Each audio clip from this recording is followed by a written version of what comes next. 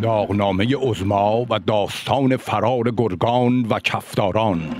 چنان سوخت شخص ولی فقیه که بر سیخ دنبه بسوزند و پی. چنان داد زد از دلش خامنه که آقاسی آنسان نگفت ایننه. آقا بیا و بشین و گوش بده. داستان شنیدنی هلیکوتلت است در حوالی قزقلسی. آقا این بار جنگل‌های منطقه آذربایجان و ولایت آزادیستان مردم ایران رو شاد کردن. ناز نفسشون و دمشون گرم. حالا بپرس چه خبر شد توی بیت آسیدعلی؟ بله، بکوبید عمامه را بر زمین که بدبخت گشتم چرا این چنین. برفت از کفم آخرین برگ من، رسیده دگر موعد مرگ من.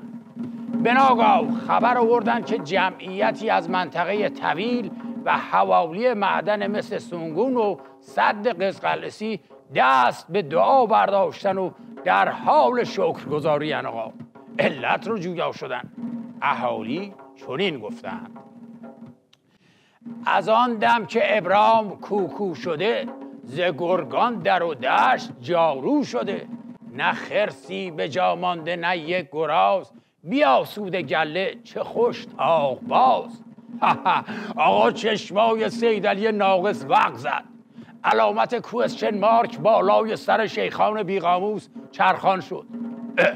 چه شد که گرگ ها و خرس ها از منطقه جارو شدن؟ یک جوان رشید در اومد و جواب داد. جوانی در آمد که آی صیدعلی، اگر این ندانی که ول معطلی. چنان بویی از لاش ابرام خواست که گرگان برفتند از چپ و راست. دیگری گفت آقا ما حتی یه تیکه از گوش این شیخ نسناس رو بردیم انداختیم جلوی یه گرگ.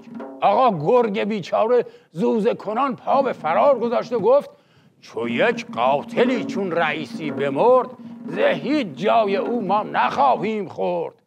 و چنین بود که داغی بر داغهای بسیار عظما افزون شد و از بی آیندگی و بدبختی پاره شدن عبای ولایت دو بامبی بر سر کوفت و از داغ و درد بی درمان نوچه جلادش مویه کنان به اندرونی رفت. ایام به کام و عزت زیاد.